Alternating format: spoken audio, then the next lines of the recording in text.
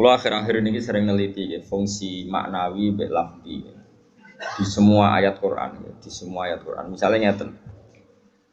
Orang itu misalnya dulu sering maksiat. Kemudian oleh fikih ditata, orang tukang maksiat itu ditawan. Ditawan itu orang Indonesia di penjara. Misalnya maling, bajingan ya. Itu kalau di penjara kan terus gak iso maling meneh.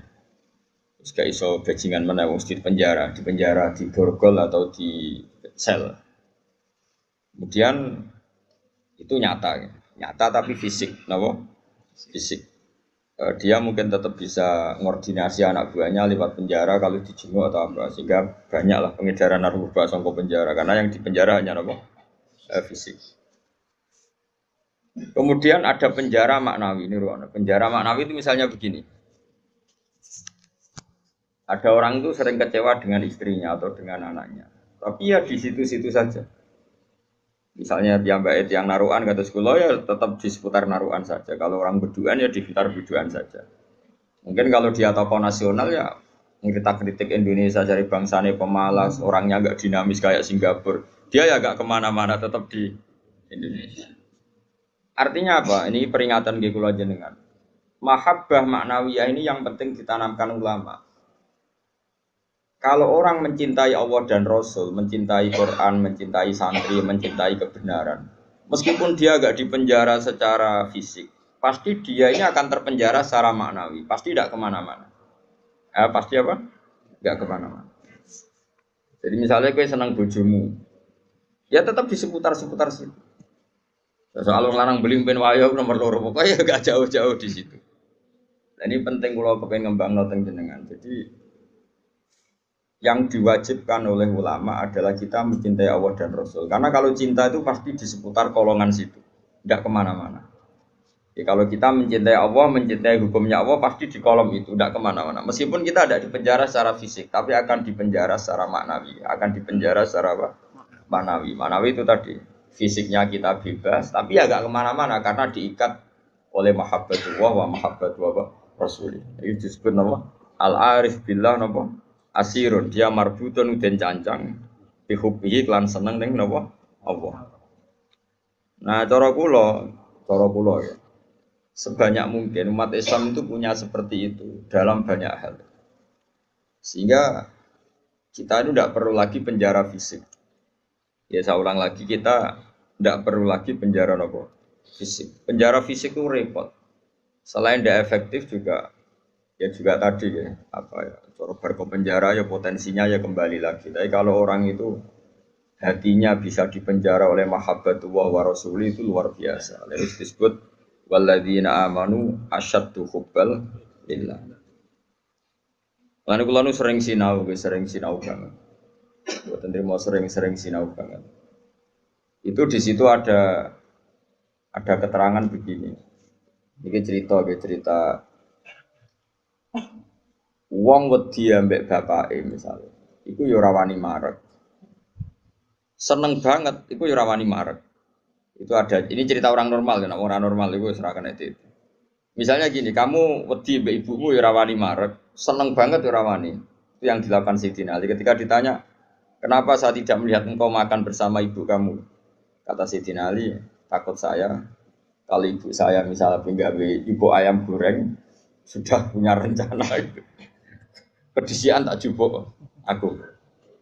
Ya, nek weteng-weteng elek kan lah mangan bareng ibu kan. Nah artinya apa? Ya seneng ya marah rawani awor karena takut misalnya itu kan. Kenapa kamu tidak pernah makan bersama ibu kamu? Jawab Sayyidina Ali, takut saya. Ibu saya di hidangan itu seneng misalnya dalam konteks Indonesia seneng apa? Ayam goreng juga serobot. Wes, bum putus asa. Akhirnya milih tempe. Lo tekan tempe, bu, serobot bisa. Sehingga masyhur tuh makalah Indonesia itu tidak pernah makan bersama. Sama mungkin orang tertentu yang mencintai gurunya itu tidak berani bareng karena takut ganggu, takut macam-macam. Sak pemandangan macam-macam. Nah, jadi orang itu cara seneng dan cara itu mirip-mirip. Itu kata Imam Ghazali karena khauf dan roja itu mirip-mirip. Nah, sama, gue misalnya seneng cawe itu, seneng bojomu, lagi asik maca, mbak delok lipstik, mbok klambine anyar. Apike kowe iku ora moro-moro, mesti ke ganggu. Bojomu nak ora awake ayu seneng ya seneng wae ora awake ayu. Tapi nak kowe seneng kan mesum, ben ngeloni. Lah itu kan dunia yang berbeda. Bojo lagi seneng lambi anyar diganggu, malah mbek kowe mbok coplok iku kan gak fair. Lah nak kowe seneng tenan. Yo duwi, maksudnya duwi ben nikmati nganggo lipstik, nikmati nganggo lambi anyar, pamer mbek kancan. Malah kok parani kene haram. Artinya wong iki bakas wong normal ya. Jadi wong seneng ambek wong gedhe padha-padha menghindar sebetulnya. Apa? Menghindar. Wong ora normal iku ora ukuran ya, ora ukuran. Wong ora normal iki ya angel ya. Nah, sehingga kenapa ada wali ditanya, kapan kamu menikmati Allah? Jawabnya dia dulu, ketika saya menjauh dari Allah. Bukan menjauh dengan makna orang fasik itu enggak. Dia menghindari sesuatu yang terkait Allah karena malu kalau ganggu. Makanya saya pernah cerita di ngaji ini, ada wali yang dia jadi wali karena sholat di shaf awal. Dia malu kalau dipanggil Allah kok tidak yang terdepan, sehingga dia sholatnya shaf awal terus. Ketika dia merasa wali paling elit karena yang amal seperti itu, ternyata diberitahu sama Allah kalau wali yang kelasnya dia itu yang sholat di pagar masjid, bahkan di luarnya. Ketika yang di situ, kenapa kamu wali juga, udah sholat di belakang? Jawabnya, aku iku isin. Dosa aku akeh, awakku ora bener kok ngarep, sawangane kok paling bener. ini kan tapi aja tiru lho, sing kok guri. Ora usah mbok tiru kelakuane wis ngono. Jadi nek kowe kok guri kan gak karena wali tadi, pancen pemalas no. Iku wis ora wali. Umpama niru-niru ya wis gawe, Kang, ora asli. Maksudnya sing wali asli sing tak critakno iku. Nek kowe niru-niru kan wis gawe, iku wis gak sah cara wis. Terus plagiat cara ning kampus wis. Lah idene wong liya mbok bajak ya. Dadi kowe ora iso niru kan ya mergo nek aku guri niru kula isin Gus Wan pengen aku arep plagiat ya cara kamu wis gak sah. Tapi dulu ada wali itu malah justru seperti itu.